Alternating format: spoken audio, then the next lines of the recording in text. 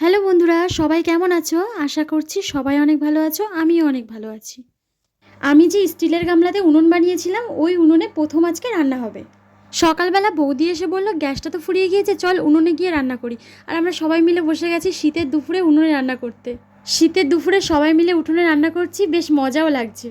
আর আজকে যেহেতু সোমবার, ওই জন্য আমাদের বাড়িতে হচ্ছে নিরামিষ। আর নিরামিষ এই সয়াবিনের রেসিপিটা কিন্তু আমার শর্ট ভিডিওতে আছে, তোমরা কিন্তু ওখান থেকে দেখতে পারো। আর উপরে এদিকে হচ্ছে আমাদের ঘরবাড়ি প্লাস্টার, কারণ আমাদের বাড়িতে লেগে গেছে বিয়ে। তো বিয়ে যেহেতু চলে এসছে আর মিস্ত্রিরা কাজ করছে, আর আমরা উঠোনে বসে বসে রান্না করছি। আর আমি মিস্ত্রি দাদাদেরকে বলছিলাম যে আমার ক্যামেরার দিকে তাকে একটু হাই করো, তো দাদারা তো ভীষণ লজ্জা পাচ্ছিল। এদিকে আমাদের পুচকুটা গিয়েছিল বাইরে বেড়াতে, আর আমরা রান্না করছি দেখে ও মনে করেছে যে এখানে কি পিকনিক হচ্ছে। ও এসে বলছে তোমরা পিকনিক করছো আমাকে রেখে? বলছি না না, পিকনিকে তোকেও নেবো। আরও সত্যি সত্যিই ভেবেছে যে আমরা এখানে পিকনিক করছি, কারণ আমি ওকে বলেছিলাম যে তোর পরীক্ষা হয়ে গেলে আমরা সবাই মিলে পিকনিক করব। আর এখন ওর পরীক্ষা হয়ে গেছে, এখন ছুটি চলছে, ও ভাবছে এখানে আমরা পিকনিকই করছি। তো সবাই মিলে এখানে বসে রান্না হচ্ছিল, আর ভীষণ মজাও লাগছিল।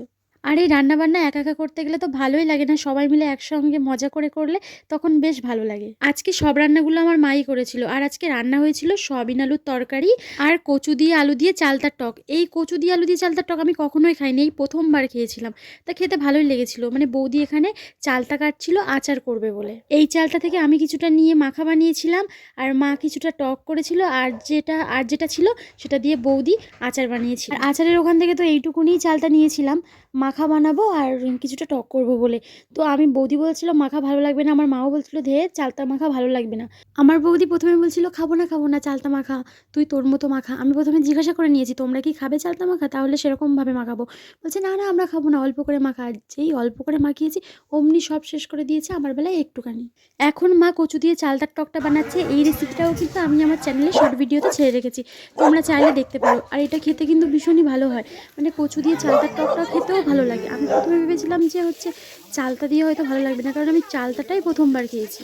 তো বেশ ভালোই লেগেছে, খারাপ লাগেনি।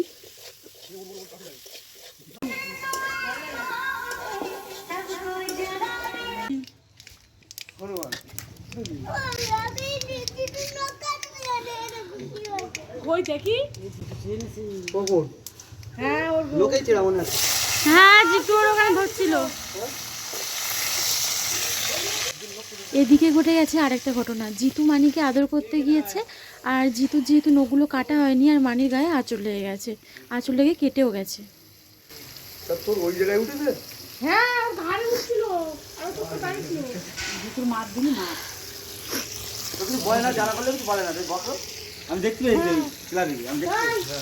বলে তাও বলে না, আমি কি করেছে বলতে না, আমি তো নখে কেটেছে। মানুষ না জিতু হয় বলা যায় না।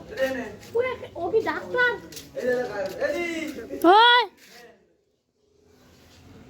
ওরে ব্যান্ডেজ করবো। সেই ওড়াটা কি পুরো চুমুকে 20 মিনিট দিচ্ছে, বেশি নি দেখেছি এটা মুখ মুখ কেটে একাকার করে দিচ্ছে। আমার তো টাকা বলতে সামনে দিকটা দেখাও, লেখাটা কই? ও কেরা কত করে সবাই দেখো এটা রাখো লাইভ ভাই, সব বুড়া আছে লাইভ ভাই 5 টাকা লাইভ ভাই জেলি 5 টাকা লাইভ হবে না, ও তো জেলি 1 বিঘাটা বাঁধা হয়ে গেছে। 5 টাকা তো বড় ছিল, এটা চলে আসে কোনটা উঠে ও কি মাংস জানো তুমি বাবার কালে এরকম খাবার দেখি ঘষতে থাকো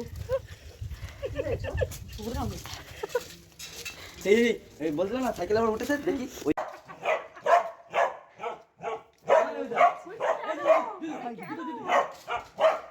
ও ভয় করে না ওই দোকানদার নাম লাগবে নিয়ে দিবেন। হ্যাঁ ওদের ছাদ থেকে এই ছাদে লাফ মেরেছে ওই লাফ ওটা বাসে তো জানো হ্যাঁ ওদের নাম ওদের ছাদে গেছে। আশা করছি আমার আজকের ভিডিওটা তোমাদের ভালো লেগেছে। ভালো লাগলে অবশ্যই ভিডিওটাকে লাইক করে দেবে, আর নতুন বন্ধু হলে সাবস্ক্রাইব করে পাশে থাকা অল নোটিফিকেশান অন করে দেবে। তাহলে যখনই আমি ভিডিও আপলোড করবো সবার আগে পৌঁছবে তোমাদের কাছে। দেখা হবে আবার নতুন কোনো ভিডিও নিয়ে। ততক্ষণের জন্য সবাই ভালো থাকবে, সুস্থ থাকবে, বাই।